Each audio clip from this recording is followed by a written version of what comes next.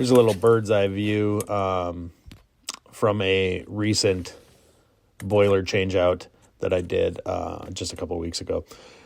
So I use a metric tape. There, I said it. It's better. I don't need to hear anybody tell me otherwise. It's true. The rest of the world can't be wrong.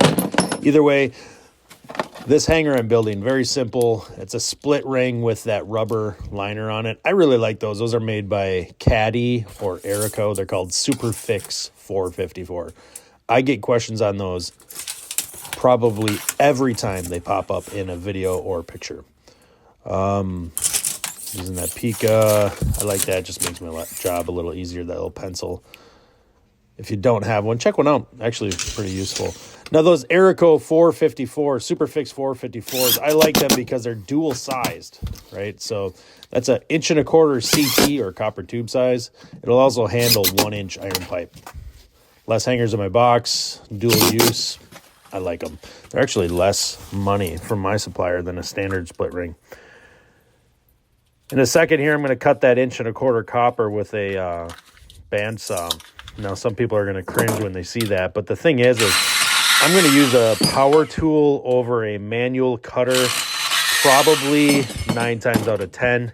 And because that M12 tubing cutter there on my table doesn't cut 1.25", I'm going to use a portable bandsaw. Prepping your joints. Listen up, young and old. If you're not reaming and deburring the ends of your cut copper, then you are doing it wrong. I don't care if you don't think it's important. It absolutely is. I don't think being that if you weren't taught this is an excuse. If you've got the internet, you've seen people do it. Either way, ream and deburr your copper. And there's a very good reason for that. It's called turbulence. Look it up. Anyway, just getting this copper marked up for insertion depth. That's also important when using press fittings. You'll see in a minute what that mark does. So seeing that mark meet up with the face of that valve tells me that I inserted the valve all the way onto the tubing.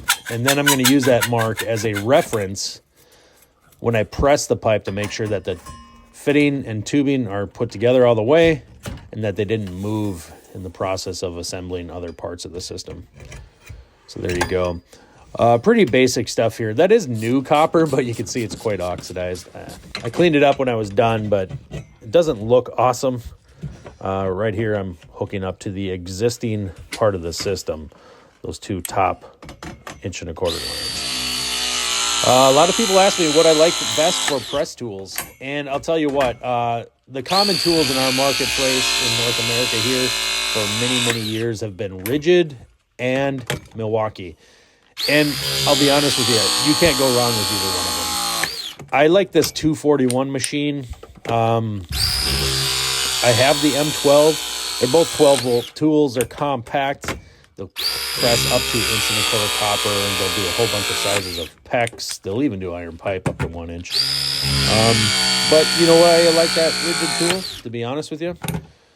I like the feel of it a little bit better than the M12. However, the jaws are just narrower, and since I do so much repair and replacement work, you'd be surprised how convenient it is to have a more narrow jaw. I don't know how to explain it. It's a preference thing. Doesn't really matter. It's not really up for debate. Either way, pressing all this, and just really as I watch this video myself, kind of appreciate the little small steps that go into completing a piping system. I do appreciate you watching.